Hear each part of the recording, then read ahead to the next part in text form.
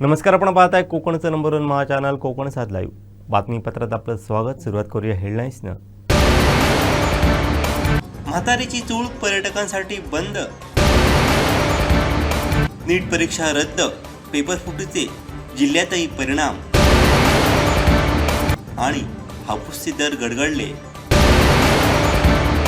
आता पाहूया सविस्तर बातम्या. दरम्यान मान्सूनपूर्व कालावधी जवळ आल्यामुळे समुद्राचं स्वरूप कधी बदलू शकतं यातच अचानक वादळी परिस्थिती निर्माण होण्याची शक्यता आहे. अशावेळी खोल समुद्रात जाणं अत्यंत धोकादायक आहे. तर वादळी परिस्थिती निर्माण झाल्यास खोल समुद्रात गेलेल्या प्रवासी बोटीला अपघात होण्याची शक्यता नाकारता येत नाही. त्यामुळे स्थानिक प्रशासनानं समुद्रकिनारी पर्यटकांना खोल पाण्यात न जाण्याच्या सूचना दिल्या आहेत.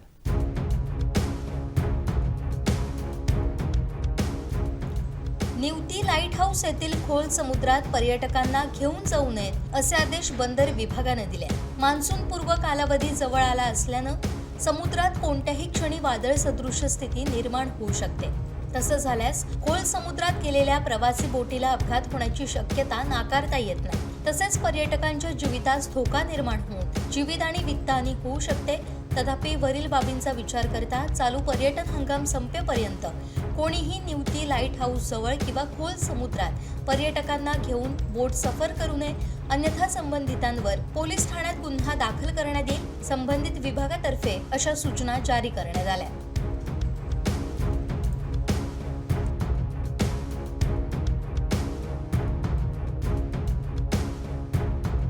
10वी-12वीच्या निकालांचा उत्साह असतानाच वैद्यकीय शिक्षणाचं स्वप्न पाहणाऱ्या लाखो विद्यार्थ्यांच्या पदरी निराशा पडली आहे.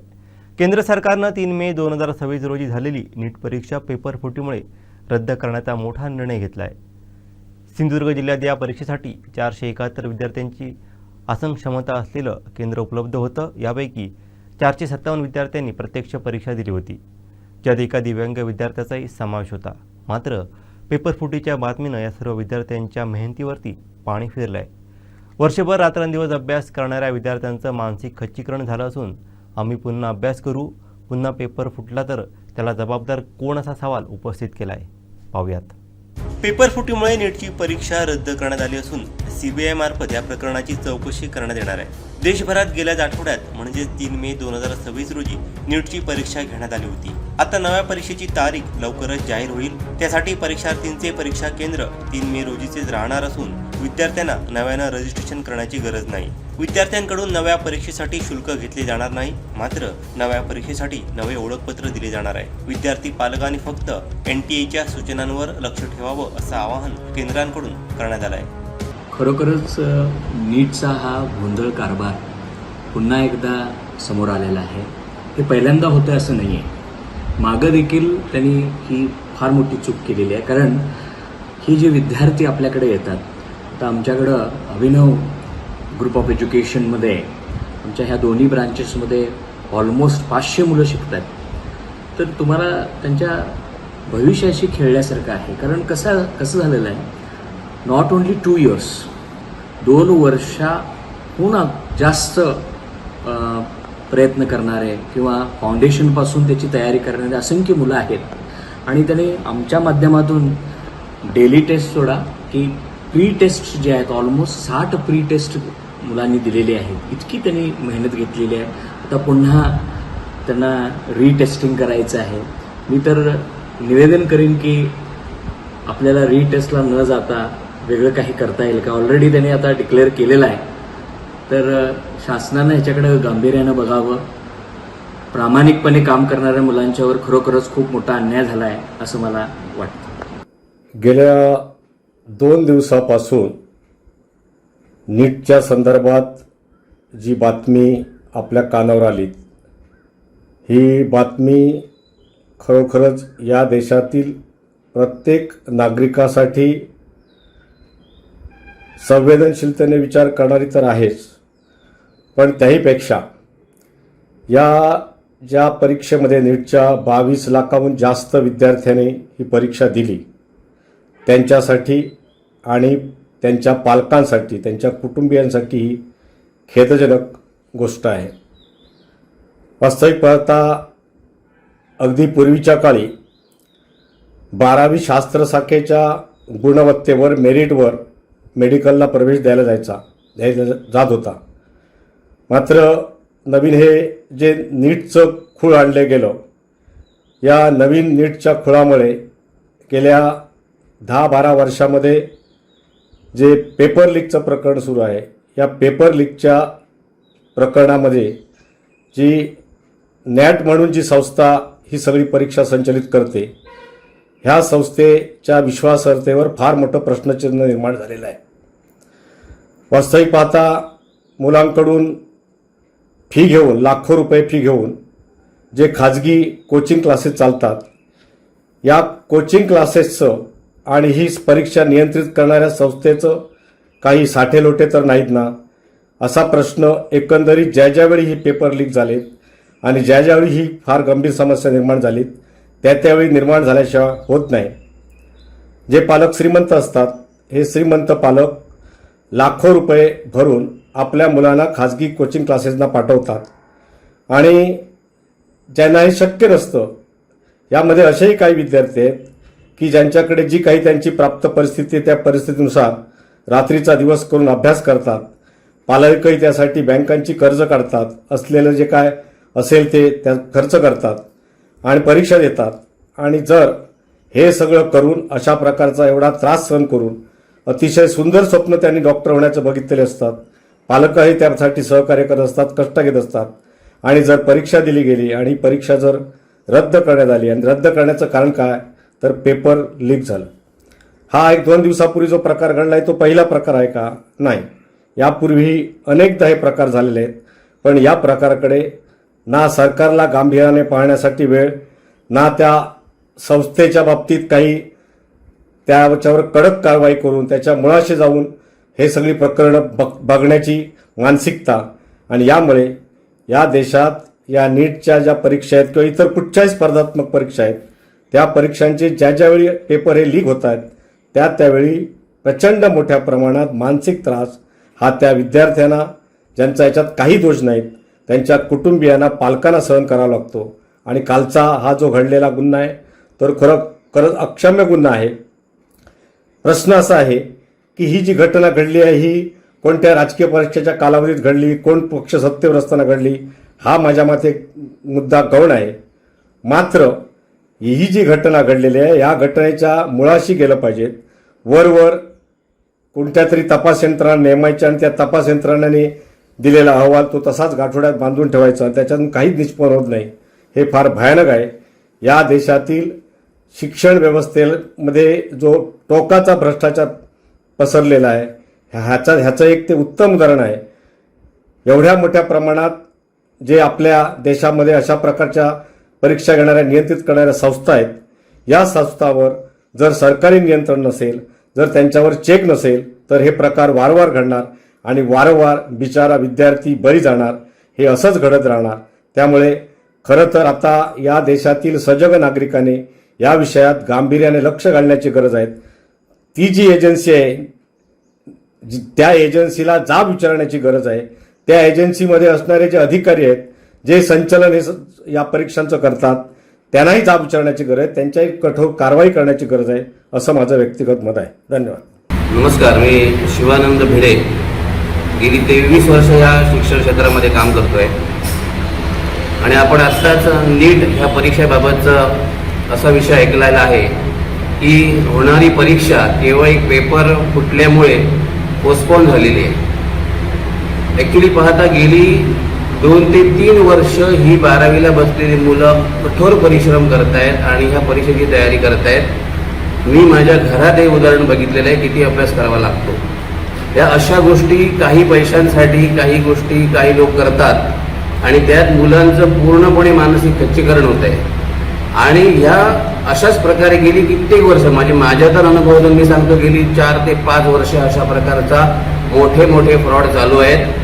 2 वर्षापूर्वी तर एकाच सेंटरवरची 25 मुलं ही 700च्या वर होती. म्हणजे हे ज्या सेंटरवर 1 किंवा 2 मूल हे मेरिटमध्ये अपेक्षित असतं, कारण साधारणतः मुलं बसतात 25 लाख आणि 25 लाख मुलं आपल्या जीव ओतून काम करतात.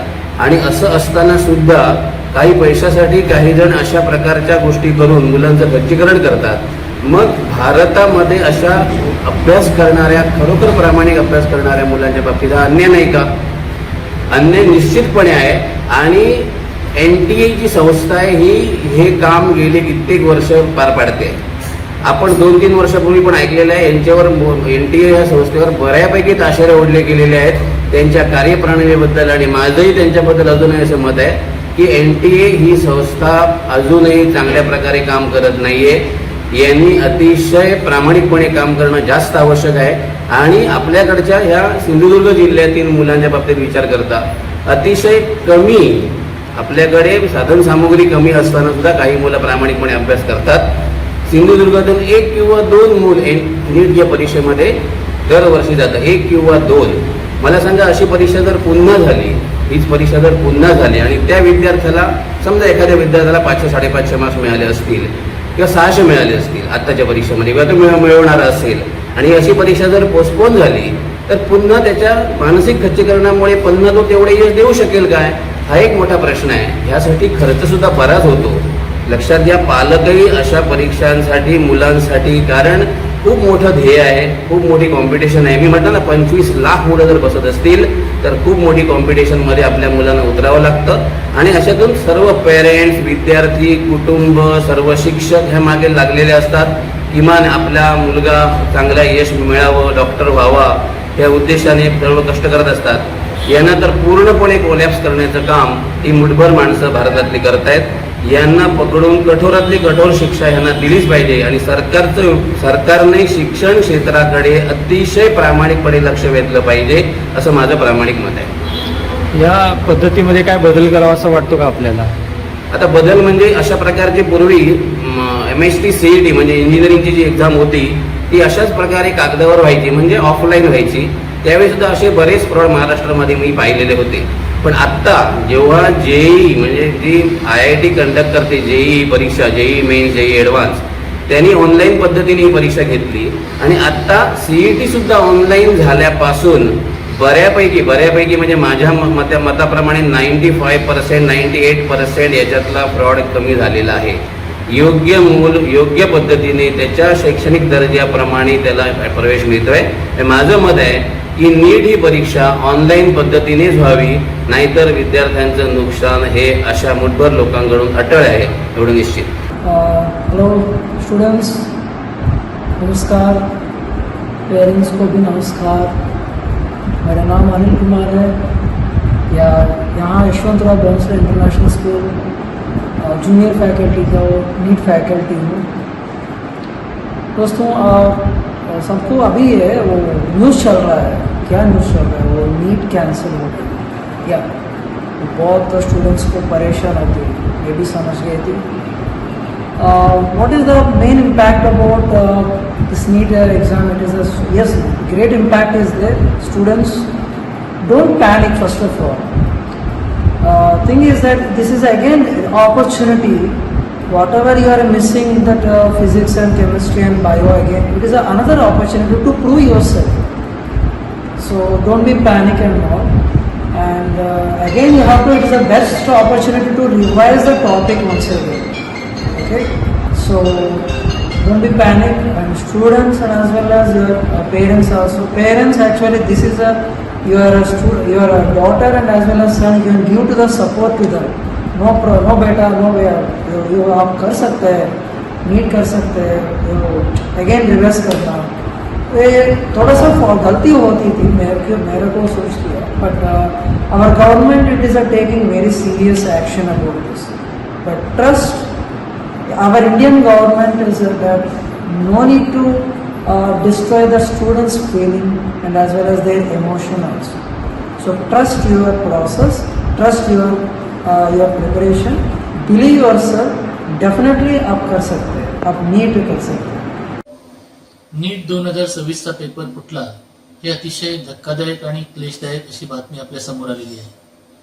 संयोजक यासाठी अतिशय कठोर अशा पद्धतीचे निकष तयार करतात आणि ही परीक्षा कंडक्ट करत असताना सर्व यंत्रणा ते काटेकोरपणे त्या निकषांचे पालन करते आणि अतिशय तणावपूर्ण वातावरणात सुद्धा ही सगळी जबाबदारी, ही सगळी यंत्रणा पार पाडत असते.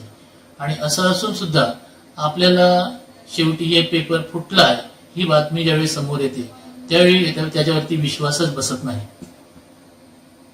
या संदर्भातील बातम्यांचे आकलन केले तर असं कळतं की ही परीक्षा टॉप लेवलला फुटली आहे. त्यामुळे NTA ही संस्था आणि त्यांची कार्यप्रणाली यांच्यावरती मोठे प्रश्नचिन्ह निर्माण झालेले आहे. या परीक्षेच्या सेटिंगमध्ये मॉडरेशनमध्ये बरेच तज्ज्ञ प्राध्यापक सहभाग नोंदवतात आणि त्याच्यानंतर एक ठराविक प्रश्नपत्रिका त्यासाठी निवडली जाते आणि ह्या सगळ्या प्रोसेसमध्ये फार गोपनीयता राखली जाते. परंतु ती गोपनीयता किंवा तेवढी खबरदारी पुरेशी आहे का याविषयी शंका निर्माण झालेल्या आहेत. बाकी ही परीक्षा अतिशय कडक पद्धतीने कंडक्ट केली जाते, पण टॉप लेवललाच गोपनीयतेचा भंग झालेला आहे ही गोष्ट आता उघड झालेली आहे. त्यामुळे टॉप लेवलला गोपनीयतेच्या बाबतीत जास्त खबरदारी घेतली गेली पाहिजे हे उघड आहे. सर्वसाधारण विद्यार्थ्याचा विचार करता या परीक्षेच्या पूर्वी त्याने 2 वर्षे 11वी आणि 12वी मध्ये या परीक्षेसाठी आपले सर्व स्वप्नाला लावलेले असते आणि अभ्यास केलेला असतो आणि त्यानंतर अशा पद्धतीने परीक्षा फुटल्याची बातमी ऐकल्यावर त्याची मानसिक अवस्था आपण समजू शकतो. 2 वर्षांच्या कठोर मेहनतीच्या नंतर ही परीक्षा देऊन आल्यानंतर विद्यार्थी पूर्णपणे मानसिकदृष्ट्या व शारीरिकदृष्ट्या एक्झॉस्ट झालेला असतो आणि त्यानंतर पुन्हा परीक्षा द्यायची म्हटल्यावर त्याला रिफोकस व्हावे लागते आणि त्याचा विचार करता ही गोष्ट बऱ्याच विद्यार्थ्यांना त्रासदायक होऊ शकेल आणि त्याच्यामुळे शासनाने याविषयी काही कार्यवाही करत असताना योग्य तो निर्णय घेताना विद्यार्थ्याच्या मानसिकतेचा संवेदनशीलपणे विचार करण्याची गरज आहे असे मला वाटते. सर्वप्रथम माझं नाव ज्ञानेश गणेश नाईक आहे. तर ही आता आमची नीटची परीक्षा झालेली 3 मेलाच झालेली. तर नंतर असं समजलं की हल्ली पेपर लीकचा विषय झाला. पेपर लीकचा झाला. पेपर ते त्यांचे लीक ते आता काय 3 वर्षात आता दुसऱ्या वेळा असं झालं. गेल्या वर्षी नीट होती त्यावेळी खूप त्यांनी टफ काढलेलं, पण त्याच्या अगोदर 2024ला त्यांचा काहीतरी पेपर लीक झालेला. त्यानंतर आणि आता हा 2026. मग त्यावेळी आता माझी 2 वर्ष मी मेहनत घेतोय की नीट करणार म्हणून. गेल्या वर्षी 12वी होती माझी, त्यामुळे मी असं ट्राय केलेलं द्यायचे. गेल्या वर्षी पेपर टफ काढलेला त्यांनी. यावर्षी पेपर आम्ही दिला. छान होता पेपर, काय विषय नव्हता. पेपर चांगला लिहिला आम्ही. आणि काल आम्हाला हे नोटिफिकेशन आलं की एक्झाम कॅन्सल झाली. पूर्ण 2 वर्षाची मेहनत आमची आता अशी फुकट गेली त्यांनी. परत पुढे आता कधी त्यांची एक्झाम लागेल हे सांगता येत नाही, असा त्यांचा विषय आहे. आणि हे नेहमी त्यांचं ठरलेलं असतं की जरा काय झालं आता पेपर वगैरे त्यांचे लीक होतात, मग ते सर्क्युलेट होतात आणि मग आम्हाला त्यांचा त्रास होतो, बाकी काय नाही. जे आता काय पैसे वगैरे भरतात त्यांचं ते ठीक आहे, चालून जातं. आम्हाला ते एवढं जमत नाही, कारण की मी कुठच्या इन्स्टिट्यूटला किंवा अकॅडमी वगैरे आहे तिकडे ऍडमिशन नव्हती घेतलेली, ऑनलाईनच करत होतो.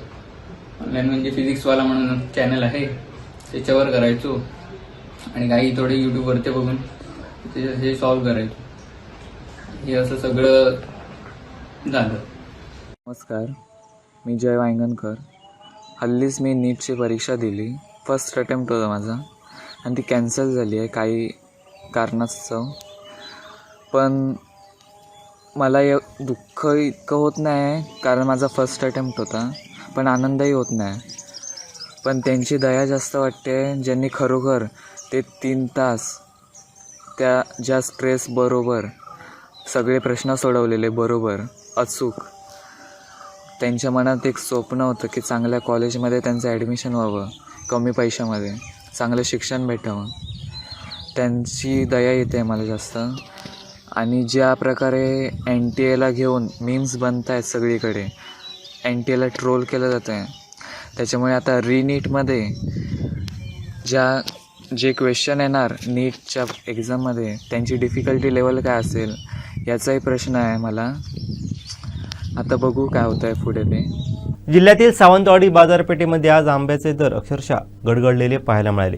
हापूस आंब्याचे दर डझनाला तब्बल 120 रुपये डझन एवढ्या कमी दरानं खाली आले आहेत। 200 ते 250 रुपये डझन असणारा हापूस आंबा आज सावंतवाडी बाजारपेठेत सकाळी 120 रुपये डझनानं विक्री केला जात आहे। 2-3 दिवस पाऊस पडत आहे, त्याच्याकडे आंब्याला कीड लागणार, रेट पण उतरला आंब्याचा, दर नाही हो, काय नाही, दर भेटत नाही, आंबा पण जास्त झाला, पावसाने कीड पडली। पावसाने परिणाम असा झाला की आंबा गळून पडल्यानं इतके वर्ष काय व्हायचं की कॅनिंगचा अगदी सुरुवातीला बरा भाव होता, पण आता निम्म्यावरूनच खाली आलं आणि ते म्हणतात की जास्त कॅनिंग घेत नाही, शेतकऱ्यांना जायचं कुठे असा प्रश्न येतोय। आणि बाजारात आणल्यानंतर त्या इतक्या वर्षाच्या मानाने तुलनेत आज भाव नाही आहे, जे शेतकरी निश्चितपणे हैराण झालेले, गळून पडलेली फळं करायची काय असं प्रश्न पडलेला आहे।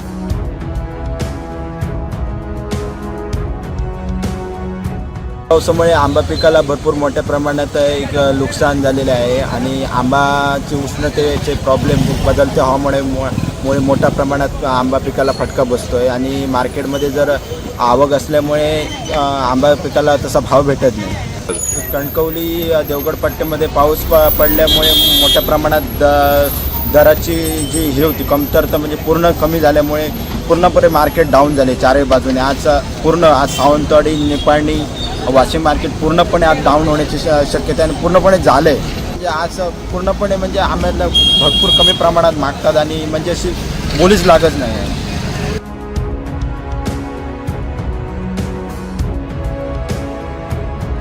आमचं कोकणचं जे काही संपूर्ण आर्थिक कणा असतो तो संपूर्ण आर्थिक कणा आंबा, काजू अशाच पिकांवर असतो। संपूर्ण वर्षभर मेहनत करून शेतकरी फक्त या हंगामाची वाट बघत असतो आणि अशा परिस्थितीत अवकाळी पावसाने जो काही नुकसान झालेलं आहे आमचं, जवळजवळ 8 ते 10% हा आंबा शिल्लक राहिलेला आहे। कारण पाऊस पडला, उन्हाची हीटही जास्त झाली की ताबडतोब त्या हापूस आंब्यावर परिणाम होतो आणि आमच्याकडे दोन्ही प्रकार चालू आहेत, अतिशय उष्णता आणि अवकाळी पाऊस, या दोन्हीमुळे हापूस आंबा संपूर्ण कोलमडला आहे आणि त्यामुळे कमीत कमी प्रत्येक हेक्टरी आम्हाला 5 लाख रुपयाची भरपाई, नुकसान भरपाई देण्यात यावी अशी आम्ही मागणी करतो आहे। ज्या वेळेला पश्चिम महाराष्ट्र, विदर्भ या ठिकाणी शेतकऱ्यांचं नुकसान होतं तेव्हा सरकार धावपळ करून त्यांना मोठ्या प्रमाणात नुकसान भरपाई देते। आज कोकणचा शेतकरी, आंबा बागायतदार मोठ्या आशेने सरकारकडे बघतोय, तरी शासनाने तातडीने हेक्टरी 5 लाख रुपये नुकसान भरपाई आंबा बागायतदारांना द्यावी अशी आम्ही मागणी करीत आहोत। निश्चितपणे आम्ही या ठिकाणचे काँग्रेसवासी रस्त्यावर उतरून आंदोलन करणार आणि शासनाचं लक्ष वेधण्याचा प्रयत्न करणार आहोत। सिंधुदुर्ग जिल्ह्यातील शिक्षण विभागात सध्या मोठी खळबळ उडाली आहे। माध्यमिक शिक्षणाधिकारी कविता शिंपे यांच्या विरोधात हक्कभंगाची कारवाई आणि त्यानंतर झालेल्या चौकशीच्या पार्श्वभूमीवरती आता शिक्षक संघटना आक्रमक झाल्या आहेत। या संपूर्ण प्रकरणात शासनाच्या आदेशांमुळे शिक्षकांच्या भावनांशी खेळ केला जात असल्याचा आरोप महाराष्ट्र राज्य शिक्षक परिषदेकडून करण्यात आला आहे। कविता शिंपे यांच्यावर भ्रष्टाचाराचे आरोप झाल्यानंतर त्यांची चौकशी करण्यात आली। या दरम्यान त्या रजेवर गेल्या होत्या, मात्र त्यानंतर जिल्हा परिषदेकडून त्यांना हजर करून न घेतल्याची चर्चा रंगली होती। याच पार्श्वभूमीवरती शिक्षण उपसचिवांकडून हजर करून घेण्याच्या काढण्यात आलेल्या आदेशामुळे वातावरण अधिकच तापलं आहे। या प्रकरणात शासनानं तातडीने भूमिका स्पष्ट करावी, चौकशी अहवाल जाहीर करावा आणि निर्णय प्रक्रियेत पारदर्शकता ठेवावी अशी मागणी शिक्षक संघटनांकडून होत आहे। अन्यथा प्रश्न केवळ एका अधिकाऱ्यापुरता मर्यादित न राहता संपूर्ण शिक्षण व्यवस्थेवरती परिणाम करणारा ठरू शकतो। सिंधुदुर्गातील या घडामोडींमुळे शिक्षण क्षेत्रातील वातावरण ढवळून निघालं असून शासन आणि शिक्षण संघटनांमध्ये संघर्षाची ठिणगी पडल्याचं चित्र आहे। संस्थेवर काहीच कारवाई करायला तयार नाही, संस्था ऐकत नाही म्हणजे काय। 1 वर्ष झालं सर आदेश देऊन कोर्टाने निलेश तू बाहेर घेतली आणि काय मला दिलेलं सर ऑलरेडी चुकीचं बोगस काम ह्या कार्यालयात झालेलं, त्याची पूर्ण कागदपत्र माझ्याकडे आहेत। 2 शिक्षकांच्या ऑब्जेक्शन असताना शिक्षण अधिकाऱ्यांनी त्यांना 1 तारखेला प्रस्ताव जमा झाला आणि 2 तारखेला अप्रूव्हल मिळालं। लोकांचे 4-4 वर्ष काम होत नाहीत, 1 दिवसात म्हणजे टेबला शोधून आता आम्ही जमलोय ते फायली पण मान्यच करा कुठे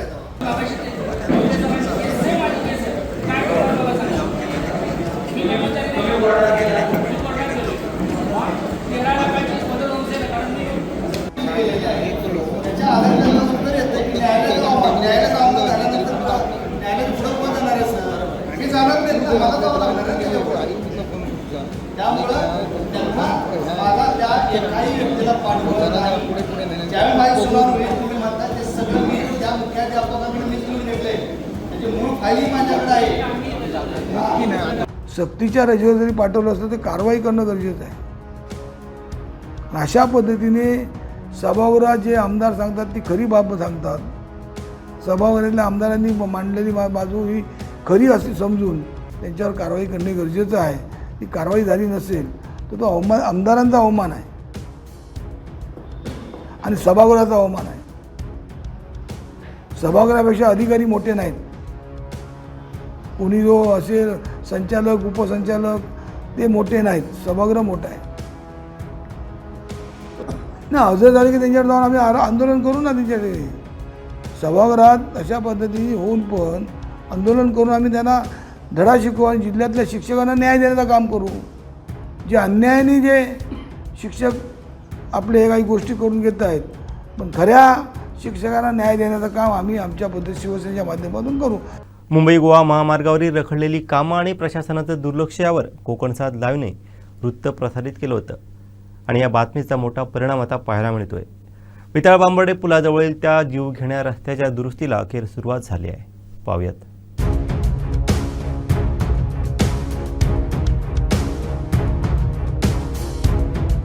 मुंबई गोवा महामार्गाच्या अपुऱ्या कामांमुळे प्रवाशांचा जीव टांगणीला लागला होता. विशेषतः विताळबांबर्डे पुलाजवळील रस्ता उंच सकल झाल्यामुळे वाहन चालकांना मोठी कसरत करावी लागत होती.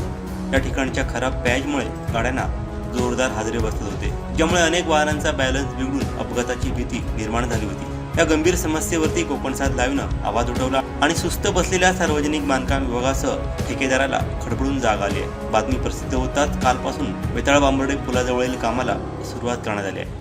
कोकणसाद चॅनलच्या माध्यमातून आपण प्रसारित केलं होतं की ठेकेदारांनी जी अर्धवट कामं ठेवली आहेत ही पावसाळ्यामध्ये जीवघेणी ठरू शकतात आणि या वृत्ताच्या प्रसारणानंतरच ठेकेदाराने लगेचच तात्काळ या कामांची सुरुवात केलेली आहे.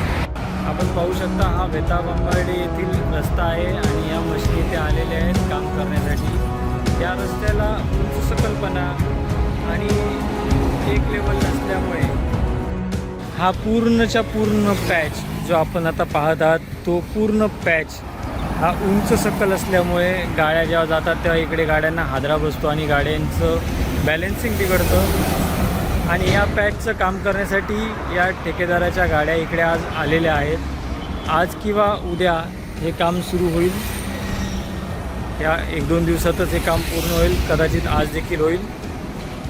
कोकणसाद लाईव्हच्या या बातमीची दखल घेऊन सार्वजनिक बांधकाम आणि ठेकेदार हा खडबडून जागा झालेला आहे.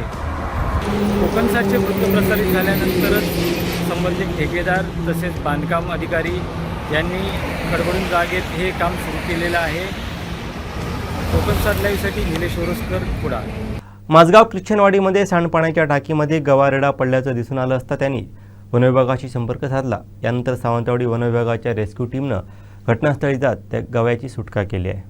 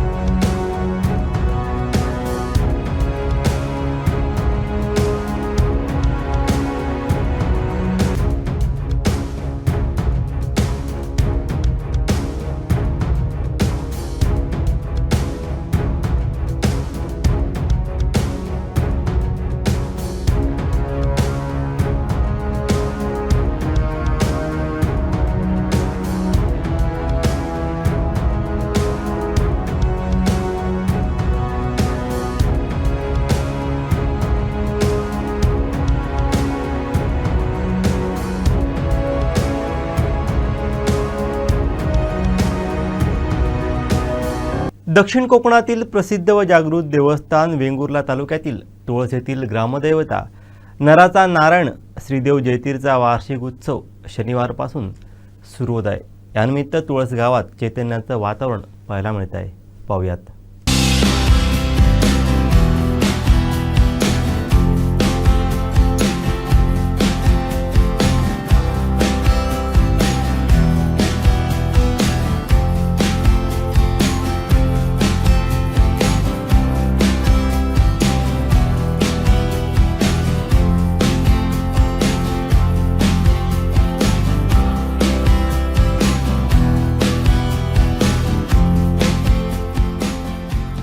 सिंधुदुर्ग जिल्ह्यातील प्रसिद्ध व जागृत देवस्थान असलेलं वेंगुर्ले तालुक्यातील तुळस या गावचं ग्रामदैवत नराचा नारायण म्हणून ज्या देवाची ख्याती आहे अशा श्रीदेव जयतीराचा उत्सव हा 16 मेपासून या ठिकाणी सुरुवात होतोय. तुळस गावातील प्रत्येक ग्रामस्थांना ज्या उत्सवाची आतुरतेने ज्या उत्सवाची ते ग्रामस्थ वाट बघत असतात असा जयतीर उत्सव हा या ठिकाणी 16 मेपासून सुरुवात होतो आणि यानिमित्त जय्यत तयारी ही करण्यात आलेली आहे. मंदिराला सुद्धा आकर्षक विद्युत रोषणाई त्याचप्रमाणे फुलांची सजावटसुद्धा या ठिकाणी करण्यात आलेली आहे. त्याचप्रमाणे देवस्थान कमिटी, स्थानिक देवस्थान कमिटी आहे, ग्रामस्थ आहेत, यांच्या वतीने सुद्धा दरवर्षीप्रमाणे चोख नियोजन या जत्रोत्सवानिमित्त करण्यात आलेलं आहे. कारण या जयतीर उत्सवाची ख्याती ही संपूर्ण महाराष्ट्रच नाही तर विविध देशभरात पसरलेली आहे आणि ठिकठिकाणून अनेक भाविक या जत्रोत्सवानिमित्त या उत्सवानिमित्त येत असतात. कारण 16 मेपासून हा उत्सव पुढील 11 दिवस उत्सव हा या ठिकाणी चालतो आणि कवळास उत्सवाने या उत्सवाची सांगता होते. या ठिकाणचं जे प्रमुख दैवत आहे श्रीदेव जयतीर हा या 11 दिवसांच्या कालावधीमध्ये या ठिकाणी भाविकांच्या भेटीसाठी सुद्धा त्यांच्या घरोघरी जातो. त्याच्यामुळे आपला देव हा येत असल्यामुळे या संपूर्ण भागात पंचक्रोशीमध्ये एक उत्साहाचं वातावरण या संपूर्ण 11 दिवसात आपल्याला पाहायला मिळतं आणि यानिमित्त या जत्रोत्सवाची जय्यत तयारीसुद्धा या ठिकाणी करण्यात येते. अनेक लाखो भाविक या उत्सवाला आपली उपस्थिती दर्शवत असतात, श्रीदेव जयतीराचं दर्शन घेत असतात आणि यानिमित्त चोख नियोजन हे देवस्थान कमिटी असेल किंवा या ठिकाणचे स्थानिक ग्रामस्थ असतील यांच्यामार्फत करण्यात आलेलं आहे. आपण बघू शकतात की संपूर्ण मंदिर परिसरामध्ये विविध दुकानंसुद्धा थाटण्याची प्रक्रिया ही सुरू झालेली आहे. कारण 11 दिवस हा उत्सव चालू असतो. 11 दिवस अनेक भाविक या ठिकाणी श्रीदेव जयतीराचं दर्शन घेण्यासाठी येत असतात आणि यानिमित्त या ठिकाणी विविध दुकानं, विविध खाद्यपदार्थ असतील किंवा विविध वस्तूंची दुकानंसुद्धा थाटण्यात आलेली आहेत. जो पावसाळ्याच्या पूर्वसंध्येला हा उत्सव असल्यामुळे या उत्सवामध्ये शेतीची अवजारंसुद्धा आपल्याला पाहायला मिळतात. मात्र आता जी शेती ही आधुनिक झाल्यामुळे किंवा यांत्रिकीकरणाची शेती झाल्यामुळे आता बरीचशी यंत्रसामग्रीसुद्धा या आपल्या जत्रोत्सवात आपल्याला या ठिकाणी पाहायला मिळते. त्यामुळे अगोदरच्या काळी या ठिकाणी जी पारंपरिक शेती होती त्याची अवजारंसुद्धा या ठिकाणी पाहायला मिळायची. मात्र आता यांत्रिकीकरण जास्तीत जास्त प्रमाणात झाल्यामुळे आता काही जुनी जी अवजारं आहेत शेतीची अवजारं ही क्वचितच बघायला मिळतात. त्या ठिकाणी शेतकऱ्यांचा उत्सवसुद्धा या उत्सवाला असं म्हटलं जायचं. कारण शेतीसाठी लागणारी, कारण जयतीर उत्सव कवळास उत्सव झाल्यानंतर लगेचच पावसाचं आगमन होतं आणि या पावसाच्या आगमनाला शेतीला सुरुवात होते. त्यामुळे शेतकऱ्यांना उपयुक्त अशी वस्तूसुद्धा या उत्सवात आपल्याला पाहायला या अगोदर मोठ्या प्रमाणात मिळायच्या. आता काही प्रमाणात यांत्रिकीकरणामुळे त्या कमी प्रमाणात पाहायला मिळतात. मात्र एकंदरीत जर पाहिलं असता जयतीर उत्सवाच्या या ठिकाणी होत असल्यामुळे आणि श्रीदेव जयतीर हा या 11 दिवसांच्या कालावधीमध्ये अवसारी स्वरूपात या ठिकाणी असतो आणि या जयतीर जो पहिल्या दिवशीचा जो उत्सव असतो त्या दिवशी श्रीदेव जयतीर हा अवसारी सर्व भाविकांना दर्शन देतो.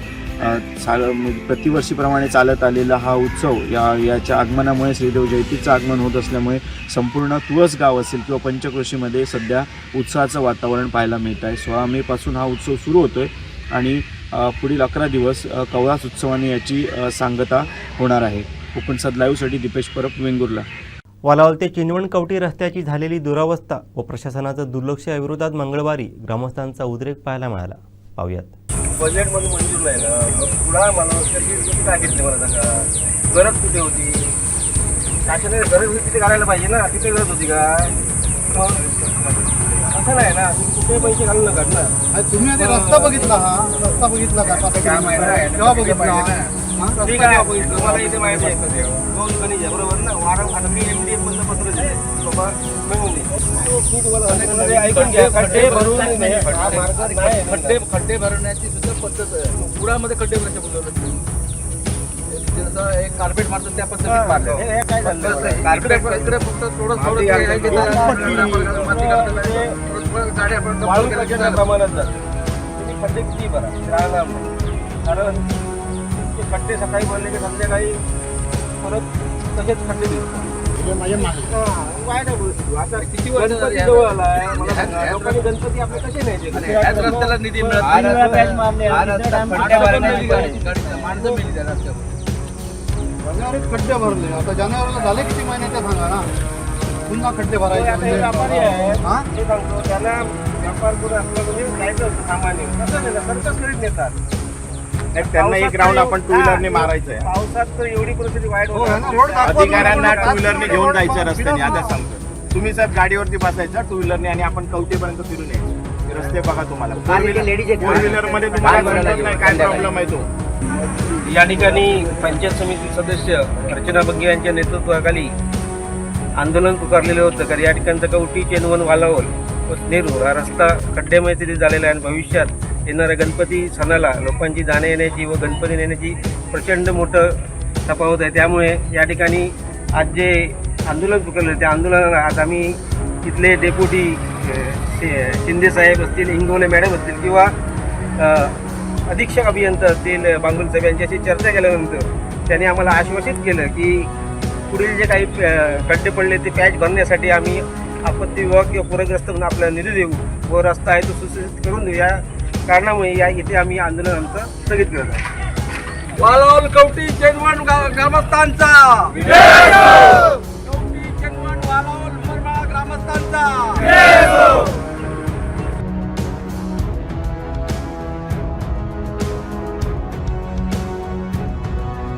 शेवटी ठळक घडामोडी पुन्हा एकदा. म्हातारीची चूळ पर्यटकांसाठी बंद. नीट परीक्षा रद्द. पेपर फुटीचे जिल्ह्यातही परिणाम.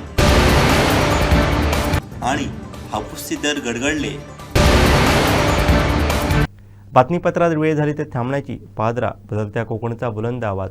कोकणचं नंबर 1 महा चॅनल कोकण 7 लाईव्ह. धन्यवाद.